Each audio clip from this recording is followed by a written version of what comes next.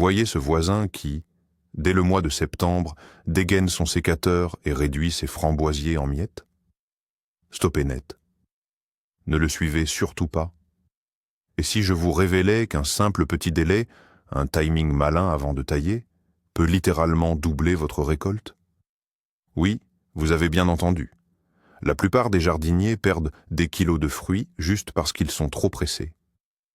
Aujourd'hui, on va percer le secret qui transforme vos framboisiers ordinaires en véritables arbres à baies. Prêt à entendre une vérité qui contredit toutes les règles habituelles? Alors, posez ce sécateur et écoutez attentivement. Avant de passer à l'astuce secrète, faisons un rapide point sur la plante. Le framboisier a un cycle de vie de 2 ans. C'est la base à connaître. La première année, la canne grandit et prend de la force. La deuxième année, elle donne des fruits, puis elle meurt. Ça, c'est pour le framboisier classique, dit non remontant, ou framboisier d'été. Mais il existe aussi le framboisier remontant, celui qui essaie de tricher avec le système en produisant dès la première année. Pourquoi est-ce essentiel? Parce que confondre ces deux types est la principale cause d'échec. Si vous taillez un framboisier d'été comme un remontant, vous vous retrouverez totalement sans récolte. Zéro. Nada. Et si, à l'inverse, vous épargnez trop le remontant, vous obtiendrez une jungle pleine de petits fruits aigres. Notre but aujourd'hui n'est pas simplement de couper des branches. Notre objectif est de rediriger les flux d'énergie de la plante pour qu'elle explose littéralement de fructification. L'astuce dont nous allons parler agit au niveau biologique de la plante, et non pas seulement pour des raisons esthétiques. Commençons par la principale erreur, la précipitation. Pourquoi est-ce que tout le monde se rue pour tailler les framboisiers dès que les dernières baies sont cueillies? C'est une erreur monumentale. Regardez bien. Tant qu'il y a des feuilles vertes sur les pieds, la photosynthèse continue de s'opérer. Cela signifie que le soleil nourrit la feuille, et la feuille envoie cette énergie où? Exactement, vers les racines. Le système racinaire du framboisier, c'est sa véritable batterie. Si vous coupez la tige alors qu'elle est encore verte et pleine de sève, vous privez purement et simplement les racines de leurs réserves hivernales. La plante va entrer en dormance affamée. Elle risque de geler, ou alors, au printemps, elle se réveillera faible. C'est pourquoi la première règle de notre astuce est « on attend ». On attend que les feuilles commencent à jaunir et à se flétrir, ou bien qu'arrivent les premières vraies gelées. Ne regardez pas le calendrier, regardez votre plante. C'est lui qui vous dira quand il est prêt. Voilà, concentrons-nous maintenant sur ce qui se passe à l'intérieur de la tige. Lorsque vous effectuez une coupe, la plante subit un choc. Mais ce choc, nous allons l'utiliser à notre avantage. Pour les framboisiers d'été, notre astuce réside dans la perturbation de ce qu'on appelle la dominance apicale. Ça semble compliqué, mais en réalité, c'est très simple. La plante cherche toujours à pousser vers le haut. Toute son énergie se concentre sur l'apex. Si nous supprimons cet apex, la plante va paniquer. Elle pense « Oh non, je ne peux plus grandir, il me faut absolument trouver d'autres chemins. » C'est à ce moment précis que les bourgeons latéraux se réveillent. C'est à partir d'eux que pousseront les nouveaux rameaux qui porteront ensuite les grappes de baies. Si vous ne faites pas cette coupe stratégique, vous vous retrouvez simplement avec une longue tige et des fruits uniquement au sommet. Entrons dans le vif du sujet. C'est la fameuse méthode de la double taille. C'est là que réside toute la magie. L'essence de la méthode est d'intervenir sur le CEP, ou le plan, à 2 reprises. La première intervention a lieu généralement en fin de printemps ou au début de l'été, lorsque la pousse principale atteint environ 1 mètre ou un peu plus. Nous allons alors lui étêter l'extrémité sans pitié, en pinçant 10 à 15 cm.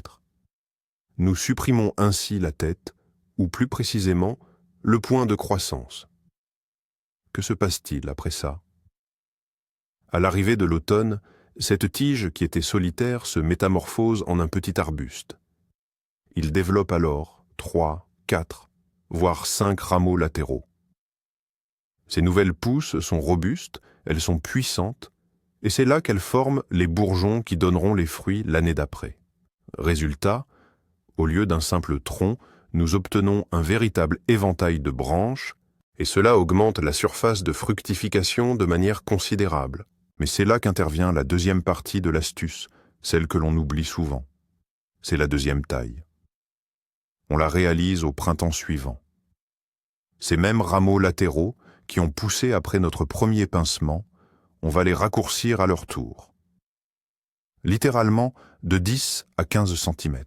Dans quel but? Le principe reste identique. Chaque rameau latéral, soumis à ce stress, réagit en se ramifiant encore plus fort. Imaginez la scène. Au départ, vous aviez une seule tige. Elle s'est transformée en éventail. Et maintenant, chaque branche de cet éventail est devenue sa propre touffe ou sa propre balayette. Le nombre de brindilles fruitières augmente alors de façon exponentielle. Avec cette méthode, au lieu de récolter juste une poignée de baies par plant, vous pouvez remplir un vrai seau. Oui, cela demande du temps, mais le résultat en vaut largement la peine. Mais attention, cette médaille a un revers, un côté sombre dont on ne parle jamais dans les beaux articles, le surpeuplement. C'est l'ennemi public numéro 1. Si vous appliquez cette astuce à chaque pousse, votre parcelle de framboisier va se transformer en une jungle impénétrable. Le soleil ne pourra plus y pénétrer. Le vent ne pourra plus assécher l'humidité. Et bonjour les champignons, bonjour la pourriture. C'est pourquoi cette technique ne fonctionne que si vous contrôlez rigoureusement le nombre de tiges. Par mètre carré, nous laissons 4 ou grand maximum 5 de ces super pieds. Tout le reste doit être impitoyablement coupé à la base. La pitié est un très mauvais conseiller ici. Il vaut toujours mieux avoir moins de pieds, mais qui croulent sous les fruits, qu'une forêt dense qui ne vous donnera que 3 framboises véreuses. Maintenant, passons aux framboisiers remontants. L'approche est tout autre. Le débat est fréquent. Faut-il tout couper à ras ou laisser des cannes? Si vous êtes dans une région froide avec des étés courts, votre meilleure stratégie est la taille complète en automne. Coupez tout au niveau du sol. Ne laissez surtout pas de souches. Les ravageurs y hivernent. C'est là que se cache la sésamie du framboisier. En coupant absolument tout à zéro, vous éliminez de votre parcelle 90% des maladies et des parasites. Au printemps, de nouvelles pousses, saines, vigoureuses et robustes émergeront. Elles vous donneront une seule récolte, mais celle-ci sera incroyablement abondante, vers la fin de l'été et durant l'automne. Vos fruits seront propres, sans larves, car au moment de la floraison, les ravageurs sont soit encore endormis, soit déjà partis. Par contre, si vous habitez dans le sud, ou si vous avez un printemps très précoce, vous pouvez appliquer une astuce combinée pour vos framboisiers remontants. Une partie des drageons, nous allons les tailler à ras, comme je l'ai déjà mentionné. Et pour les plus vigoureux, nous allons seulement couper l'extrémité, celle qui a déjà fructifié. Quel sera l'avantage? Sur ces vieilles cannes, les fruits vont apparaître très tôt dans l'été, dès juin ou juillet. Vous pourrez donc profiter de framboises précoces. Une fois qu'elles auront donné leur récolte, vous les couperez. Pendant ce temps, de nouveaux drageons auront poussé depuis le sol, prêts à donner une deuxième récolte en automne. De cette façon, vous créez un véritable tapis roulant de fruits avec des framboises en continu, de juillet jusqu'aux premières gelées. Mais attention, cela demande des efforts colossaux à votre plan. Vous devrez nourrir ces framboisiers très intensivement, sans lésiner sur l'engrais. Revenons-en un instant à la taille proprement dite. L'outil. On n'imagine pas à quel point c'est crucial. Un sécateur émoussé, c'est un crime contre le framboisier. Quand votre sécateur mâche l'écorce, il laisse une plaie déchiquetée. Une plaie déchiquetée ne cicatrise pas, elle pourrit. L'eau s'y infiltre, les spores de champignons aussi. Et c'est fini. La pousse meurt. Avant de sortir au jardin, vérifiez votre outil. Il doit être capable de couper du papier. Et voici une autre astuce, la désinfection. Gardez dans votre poche un chiffon imbibé d'alcool ou d'une forte solution de permanganate. Vous passez d'un pied à l'autre, essuyez les lames. Vous ne voulez tout de même pas transmettre un virus d'une plante malade à une plante saine? Cela prend une seconde, mais cela peut sauver des parcelles entières. Concentrons-nous sur la tige elle-même. Les jardiniers hésitent souvent à couper les rameaux qui présentent des renflements. Ils repèrent une boursouflure sur la tige et se disent « Bah, elle est encore verte, laissons-la tranquille ». Non, absolument pas. Il s'agit de la cécidomie. À l'intérieur de ce gonflement se trouvent des larves qui sont bien au chaud et qui s'y sont confortablement installées pour l'hiver. Si vous laissez cette pousse en place, au printemps, elles vont s'envoler et infecter toutes les nouvelles pousses. L'astuce, ce n'est pas de couper à l'aveugle, mais de mener une véritable enquête d'inspecteur. Inspecter méticuleusement chaque centimètre de la tige. Tout gonflement suspect, toute tache violacée, c'est la didymella, équivaut à une condamnation à mort. Ce rameau doit être coupé, non seulement à ras du sol, mais il est même préférable d'aller légèrement en dessous du niveau de la terre, si vous parvenez à dégager la base. Parlons de la bonne hauteur de taille pour les framboisiers classiques. La plupart des gens taillent n'importe comment, coupant tout à la même hauteur, comme s'ils passèrent la tondeuse. Ils prennent le niveau de leur taille et coupent sans réfléchir. C'est une grave erreur. Regardez bien le bourgeon. Le secret, c'est de faire une coupe juste au-dessus d'un bourgeon fort et bien vivant. Surtout, ne laissez pas de long chicot sec au-dessus du bourgeon. Il va sécher, mourir, et servir de porte d'entrée aux infections et aux maladies. La distance idéale doit être littéralement de 5 à 7 mm au-dessus du bourgeon. C'est un travail de haute précision, presque chirurgical, mais c'est ce geste qui garantit un démarrage rapide au printemps. Si vous coupez trop, Tessot, la pointe de la tige va sécher et mourir. Si vous coupez trop bas, vous risquez d'endommager le bourgeon lui-même. Il faut trouver le juste milieu. Zip. Mais pas d'inquiétude, l'œil s'habitue très vite. Dès le 3e pied, vous ferez ce geste automatiquement. Que faire des feuilles? Juste avant l'hiver, il est fréquent que les feuilles du framboisier s'accrochent encore, alors même qu'il est grand temps de tailler. L'astuce des jardiniers aguerris est simple. On aide les feuilles à tomber. Mais attention, il faut procéder avec prudence. Enfilez un gant ou une moufle bien épais, saisissez la tige par le bas et faites glisser votre main vers le haut, strictement de bas en haut. Si vous le faites de haut en bas, vous risquez d'arracher les bourgeons situés à l'aisselle des feuilles. Or, c'est là que se prépare votre future récolte. Mais pourquoi enlever ces feuilles? Laisser des feuilles humides et en décomposition sur la tige durant l'hiver, c'est comme laisser un cataplasme d'infection. Elle confine l'humidité, réchauffe prématurément les bourgeons et, fatalement, provoque de la pourriture. Une tige nue passera l'hiver bien plus sereinement. Maintenant, parlons du paillis. Après la taille, le sol se retrouve à nu. Il ne faut absolument pas le laisser comme ça. Les racines des framboisiers sont très superficielles. Le moindre coup de gel s'enneige, et c'est tout le système racinaire qui risque de souffrir. L'astuce consiste à recouvrir le pied des framboisiers d'une épaisse couche de matière organique, du terreau, du compost, ou même de la simple tourbe. Mais attention, ne faites pas ça trop tôt si l'automne est encore doux.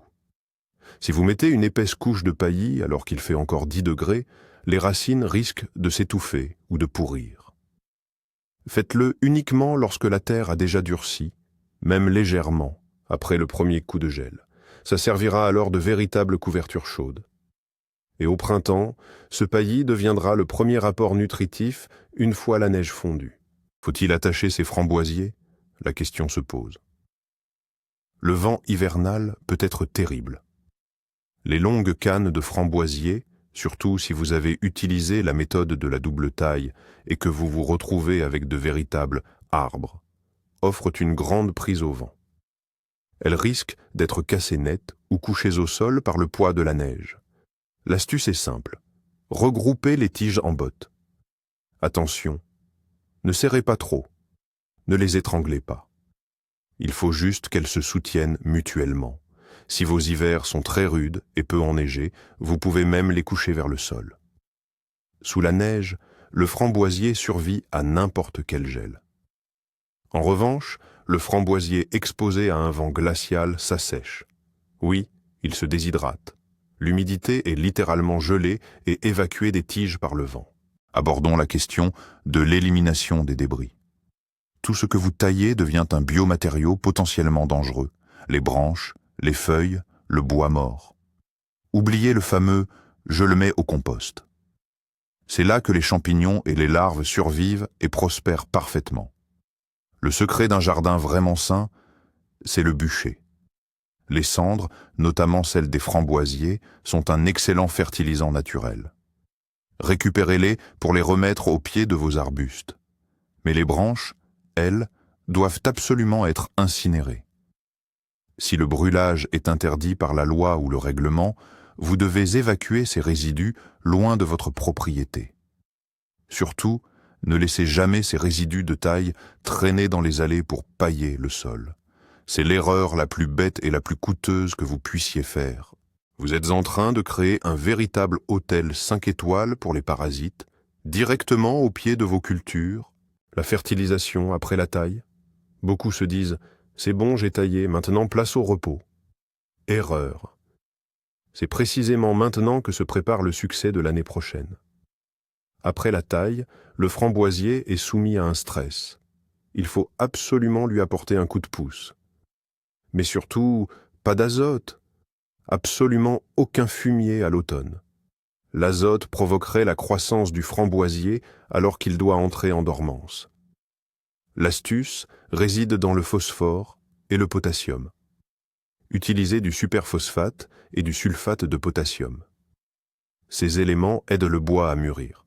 Les tiges deviennent plus dures, l'écorce plus dense. C'est une véritable armure contre le gel. Éparpillez l'engrais au pied de la plante et griffez légèrement la terre. Les racines absorberont exactement ce dont elles ont besoin pour passer l'hiver. L'arrosage d'hivernage. C'est une étape cruciale que 90% des jardiniers amateurs oublient. Si l'automne est sec, vos framboisiers aborderont l'hiver en étant complètement déshydratés. La terre sèche gèle plus vite et plus profondément que la terre humide. Aussi étrange que cela puisse paraître, la glace est un mauvais conducteur de froid, alors que la terre sèche est un excellent conducteur. Le secret est simple. Juste avant les premières grosses gelées, inondez littéralement votre parcelle de framboisiers. Il faut que l'eau stagne. Cette saturation protégera les racines mieux que n'importe quelle bâche d'hivernage. La plante se gorge d'humidité et ne se desséchera pas sous le vent glacial de l'hiver. C'est ce qu'on appelle la charge hydrique de réserve. Notez bien ce terme, l'identification des variétés. Une fois que vous avez fini la taille, tous les plants se ressemblent. Ce ne sont plus que des piquets qui sortent du sol. Au printemps, vous risquez d'être perdu. Où est mon géant jaune? Et quel est ce doux précoce? Ça peut sembler être un simple détail, mais c'est en réalité une stratégie fondamentale. Alors, mettez des étiquettes tout de suite, ou mieux encore, faites un plan de votre parcelle. Au moment du réveil printanier, chaque variété a des besoins spécifiques. L'une demandera plus d'azote, l'autre moins. Connaître la variété vous permet un entretien ultra ciblé de chaque pied. Là, on passe du niveau amateur au niveau professionnel. L'organisation dans la tête, c'est l'organisation réussie dans votre framboisière, le désherbage. Dans une framboisière, les mauvaises herbes sont de véritables concurrentes. Le chien-dent, l'ortie, ils adorent la terre meuble et riche en nutriments qui se trouvent sous vos framboisiers. Leurs racines s'entremêlent dangereusement avec celles des framboises. Tenter de les arracher au printemps reviendrait à endommager les racines de vos plants. Le secret est de réaliser cette opération en automne, juste après la taille, lorsque l'accès aux pieds de framboisier est dégagé. Maintenant qu'il n'y a plus de feuilles, ni de branches épineuses, vous repérerez facilement tous ces intrus et pourrez les retirer délicatement. Laissez un sol propre avant l'hiver et la garantie qu'au printemps prochain, tous les nutriments iront à vos fruits et non aux mauvaises herbes. Petit rappel pratique pour ceux qui cultivent de leurs framboises sur des treillis. Prenez le temps de vérifier l'état de vos fils de palissage et de vos poteaux. En hiver, sous le poids de la neige ou à cause du gel, la structure peut se déformer ou pencher. Maintenant, tant que la terre n'est pas encore complètement gelée, c'est le moment idéal pour retendre les fils et consolider les supports.